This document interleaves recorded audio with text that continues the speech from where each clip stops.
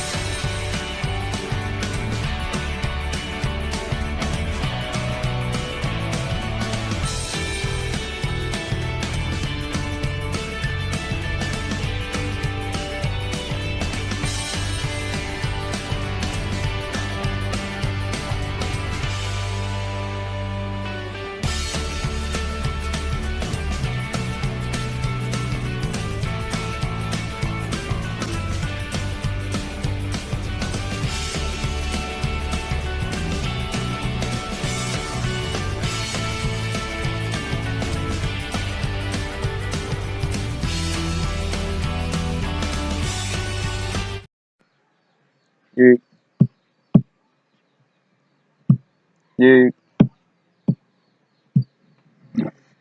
Assalamualaikum warahmatullahi wabarakatuh. Di sini saya Khairul Anam ingin menjelaskan di tugas chapter 7, di mana tugas kali ini seperti biasanya dibagi menjadi dua bagian, ada tugas teori dan juga ada tugas praktek.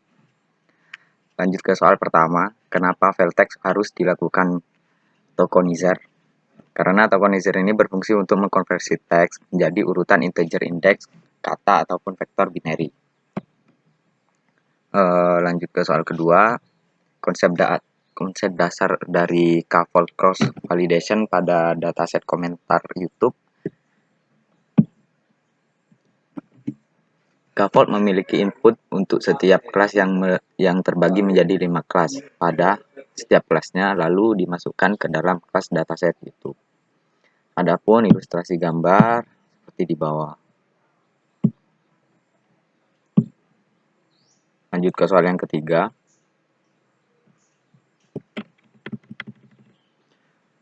Maksud kode program Fortran dan test in split dilengkapi dengan contoh gambar.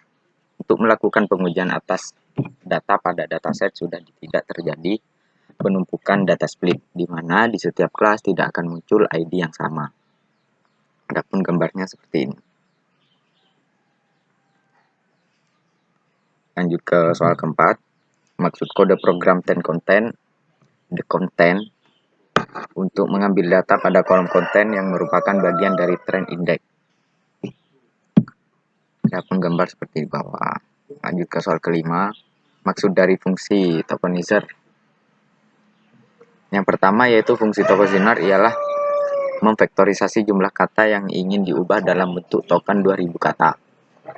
Yang kedua, untuk melakukan fit tokenizer untuk data trendnya dengan data test untuk kolom konten saja. Dan lanjut ke soal yang keenam, maksud dari fungsi the trend input. Variabel the trend input itu melakukan tokenizer dari bentuk teks ke matrik dari data trend konten dengan metode fitdf, dan variabel the test input sama saja untuk data test. Ataupun gambarnya seperti ini. Soal selanjutnya yaitu maksud dari fungsi the trend input. Akan membagi matrik dengan amak untuk mengembalikan array maksimum array. Kemudian hasilnya dimasukkan dalam variabel the trend input untuk data trend dan data test. Bilangan tanpa ada bilangan negatif dan koma. Lanjut ke soal 8, maksud dari trend output. Fungsi pada kode program tersebut ditunjukkan untuk melakukan one-hot encoding, supaya bisa masuk dan digunakan untuk neural network.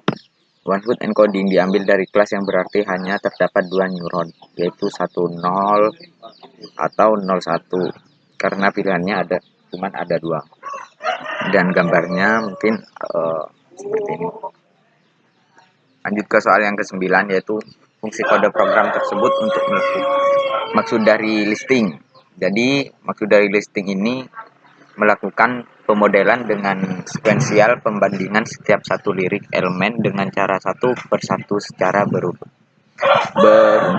Terdapat 512 neuron inputan dengan input shape 2000 vektor yang sudah ternormalisasi. Lalu model dilakukan aktivasi dengan fungsi ReLU. Kemudian pemotongan bobot supaya tidak overfitting sebesar 50%. Lanjut ke soal ke-10.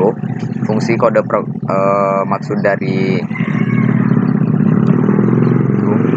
fungsi kode program tersebut untuk telah dibuat selanjutnya dikompil dengan menggunakan algoritma optimasi fungsi loss dan fungsi matrik. Soal ke-11, deep learning. Deep learning yang bisa diartikan sebagai rangkaian metode untuk melatih jaringan saraf buatan multilapisan. Ternyata metode ini efektif dalam mengidentifikasi pola mata. Lanjut ke soal ke-12, yaitu deep neural network dan apa bedanya dengan deep learning. Algoritma DNN, Deep Neural Network, adalah salah satu algoritma berbasis jaringan saraf yang dapat digunakan untuk mengambil keputusan. Contoh yang dibahas kali ini adalah mengenai penentuan penerimaan pengajuan kredit sepeda motor baru berdasarkan kelompok data yang sudah ada. Perbedaannya dengan deep learning terletak pada kedalaman model. Deep learning frasa digunakan untuk jaringan saraf yang kompleks.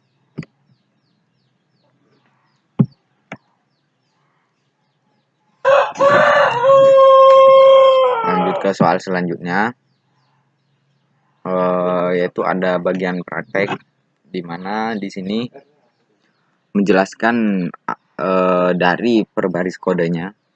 Di sini ada kode di mana baris pertama yaitu memasukkan atau mengimport file CSV dan baris kedua itu memasukkan modul image sebagai file image dari library file. Yang di baris ketiga yaitu memasukkan atau mengimport fungsi keras processing image. Berikut outputnya. Lanjut ke soal kedua yaitu ada kode juga di mana baris pertama itu membuat variabel image tanpa parameter dan baris kedua membuat variabel class tanpa parameter. Di baris ketiga membuka file hashi. Baris keempat membuat variabel CSV reader untuk pembacaan dari file CSV. Di baris kelima membuat variabel i dengan parameter 0. Di baris kelima yang kayak ini. Terus di sini ada penjelasan dari perbarisnya, bisa dibaca dan berikut outputnya. Lanjut ke soal ketiga.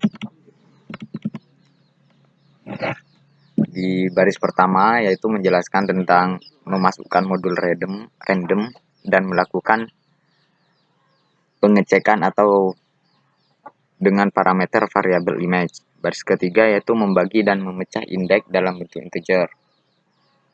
Selanjutnya bisa dibaca sendiri.